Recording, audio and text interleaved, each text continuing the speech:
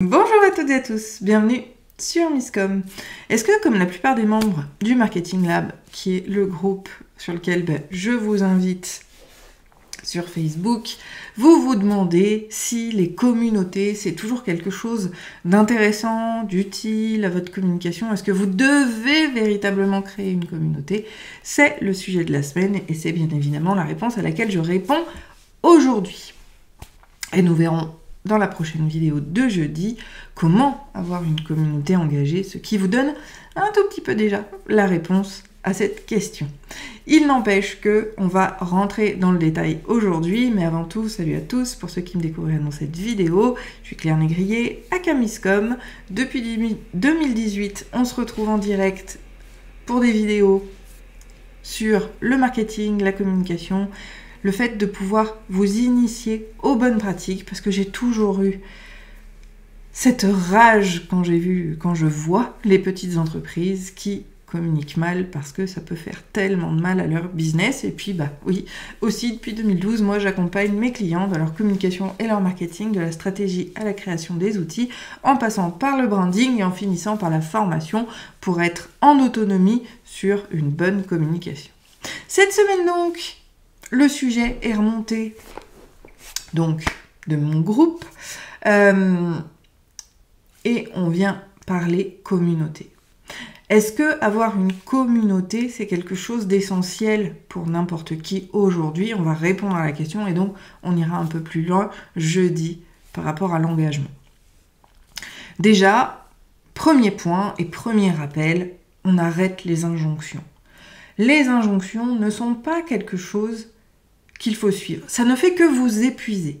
Et le principal problème, et ce que je vois en général, c'est que les gens se disent « Ah tiens, on nous dit qu'il faut faire ça, donc je vais le faire. » Et puis finalement, ça marche pas dans les 3 semaines, donc hop, j'abandonne, je passe à autre chose, et je passe à autre chose, et je passe à autre chose. Ça n'a qu'un critère, malheureusement, d'épuisement physique et intellectuel, et non de développement d'entreprise. Donc, première chose, on arrête les injonctions. La seule obligation, et je le mets encore entre guillemets, qu'il va falloir avoir vis-à-vis de n'importe quel sujet et donc d'une notion de communauté, c'est est-ce que c'est réellement utile dans mon entreprise? Et on va utiliser les 3 piliers stratégiques afin de sélectionner ou de justifier la non-sélection d'une communauté. Donc objectif, cible, message. Et on va rentrer un petit peu dans le sujet aujourd'hui.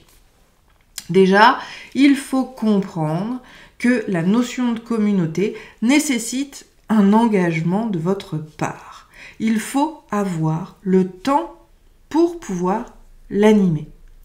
Et il faut avoir le temps sur le long terme. C'est un élément essentiel et indispensable. Quelle que soit la communauté, on va y revenir d'ailleurs, vous devez absolument donner le temps nécessaire à cette communauté pour qu'elle grandisse et qu'elle puisse effectivement intéresser votre entreprise et développer votre entreprise. Parce que les retours d'une communauté, c'est pas forcément facile ni immédiat. Ce n'est même pas forcément, ce n'est jamais ni facile ni immédiat. Donc il faut comprendre cette notion de temps et on ne le fait pas à moins de 9 mois. D'accord? Les communautés, mettez vraiment la deadline pour pouvoir faire les analyses, si effectivement c'est pérenne ou pas, c'est de le faire au bout de 9 mois. Donc vous devez vous engager minimum sur 9 mois afin de tester si véritablement c'est intéressant. Le deuxième point, qui aurait pu être le premier, c'est bien évidemment de remettre les objectifs de communication au sein même de ce choix-là. Pourquoi? À quoi sert une communauté? D'un point de vue communication. Et non, trouver des clients, c'est pas un objectif de com, c'est un objectif commercial, certes de développement, mais si vous rentrez dans cet aspect et cette optique-là de trouver des clients à travers votre groupe, il y a des chances que ça marche pas. Pour la simple et bonne raison que, oui, il peut être latent cet objectif-là, mais il n'est pas de communication. Sauf que les communautés, les réseaux sociaux, c'est de la com, pas du commercial. Donc, le premier abord, c'est de voir à quoi va vous être utile une communauté. Est-ce que je veux animer quelque chose parce qu'il y a un besoin énorme, je pense à Lydie, sur l'anxiété. Est-ce que je vais pouvoir apporter suffisamment de contenu à cette communauté pour pouvoir la faire vivre et justement travailler sur son engagement? Est-ce que cette communauté répond à un besoin qui est recherché par autrui? Je vous donne un exemple. Il y a énormément, je pense des milliers, de groupes d'entrepreneurs aujourd'hui. Si vous êtes spécialiste de, je sais pas moi, la création d'entreprise, mettons, et que vous souhaitez monter un groupe, il est beaucoup plus compliqué de développer un engagement sur un groupe, sachant que les gens qui risquent de rejoindre votre groupe sont déjà sur pléthore de groupes qui ont, eux, davantage de visibilité. Parce qu'ils sont plus anciens, parce qu'ils ont plus de membres, parce qu'ils ont plus d'engagement. Ils vont cannibaliser la visibilité de votre propre groupe. Et c'est comme ça qu'on se retrouve avec des groupes qui meurent dans l'œuf. Parce qu'en fait, ils ne sont pas, je vais lâcher le mot, conceptualisés.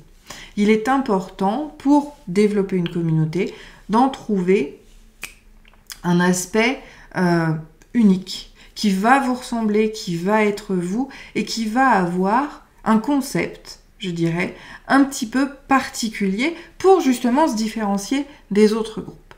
Alors là, on a beaucoup parlé de groupes, qu'ils soient sur Facebook ou sur LinkedIn, mais moi j'ai envie de vous amener aussi à cette réflexion, parce que c'est comme ça que moi je la vois. Il y a aussi une autre communauté qu'on développe et qu'on ne chouchoute pas suffisamment, c'est la mailing list. Votre mailing list est également une communauté à laquelle il faut penser, parce que bien souvent, et ça ce sont des statistiques, alors certes mondiales, mais il n'empêche que 70% des ventes viennent de votre mailing list et non de vos réseaux sociaux. Je vous le rappelle, la place des réseaux sociaux, ce sont les relations publiques. Ce ne sont pas la fin du fameux tunnel d'acquisition.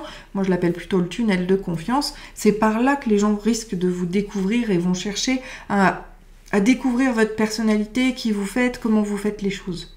D'accord? Dans le schéma, c'est vraiment comme ça qu'on aborde les choses. Donc si les réseaux sociaux, qui sont majoritairement ceux desquels on va penser groupe et communauté, ne font pas ce job-là de relations publiques, et donc de répondre à certains objectifs, reprenons-les, développement de la notoriété, développement de la crédibilité, développement effectivement de nurturing également, content. Il faut voir tous les aspects auxquels va répondre une communauté vis-à-vis de votre communication. Parce que c'est à la fois de vous permettre de vous placer en tant qu'expert, mais pour se placer en tant qu'expert, ça veut dire qu'on va répondre à des interrogations, à des questions que l'on va pouvoir retrouver sur ce groupe-là. Parce que c'est là qu'on va être dans l'interaction et qu'on va aller poser des questions ou offrir aux gens un espace pour poser les leurs, ce qui va vous permettre de positionner et de créer des contenus, qu'ils soient payants ou gratuits, ça c'est libre à vous, qui vont effectivement répondre à ce besoin. Encore une fois, je le répète assez souvent,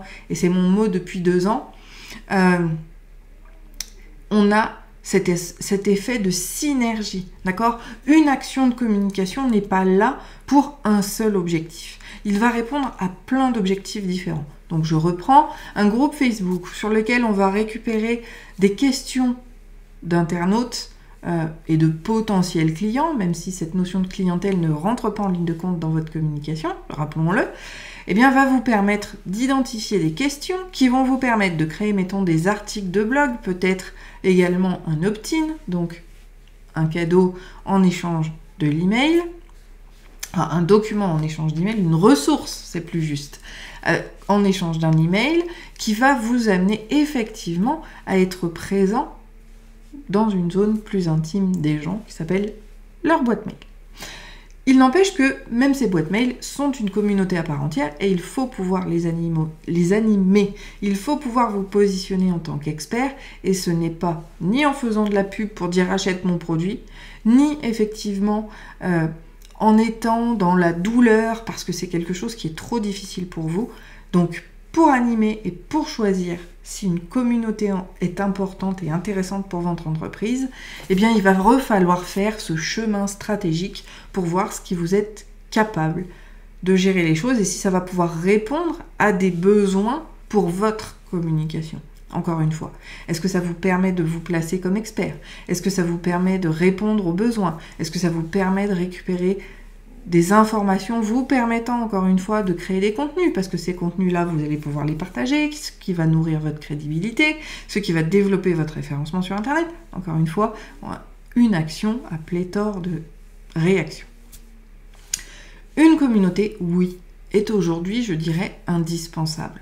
Mais c'est pas forcément la vôtre, notamment sur les réseaux sociaux. On peut très bien tirer profit des communautés dans lesquelles on va se retrouver. Encore une fois, il faut sortir l'aspect commercial. On parle de communication. La communication, c'est pas vendre. La communication, c'est donner de l'information.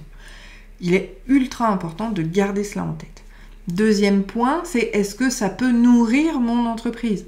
On revient sur cette notion de question, trouver les informations qui vont vous permettre de proposer des sujets ou des produits, services qui vont effectivement répondre aux besoins. Et troisièmement, est-ce que je suis effectivement capable d'animer une communauté, qu'elle soit par mail ou sur les réseaux sociaux, parce que, encore une fois, ça va demander du temps, ça va demander de l'organisation. Et puis, est-ce que j'ai envie même de vous amener à cette réflexion-là? Est-ce que moi-même, j'interagis dans les communautés? Est-ce que moi-même, j'initie les relations dans les communautés? Cet aspect-là, on en a déjà parlé, c'est ultra important, c'était même un de mes coups de gueule, parce que je vois beaucoup d'entrepreneurs qui se plaignent, qu'il n'y a pas d'engagement, que personne commente, que personne ne réagit, sauf que eux-mêmes ne le font pas. Ce que vous êtes prêt à faire, les autres le feront pour vous. Donc déjà, avoir une communauté, ça commence aussi par le fait que vous initiez l'animation, vous initiez les commentaires, vous soyez dans l'échange et dans l'interaction avec autrui. Si vous n'avez pas cette capacité, si vous n'êtes pas prêt à le faire, si vous n'avez pas le temps de le faire, alors une communauté ne vous servira à rien, voire pire, ça peut même casser votre crédibilité et casser votre image d'entrepreneur, de spécialiste, de professionnel, parce que vous ne le faites pas correctement.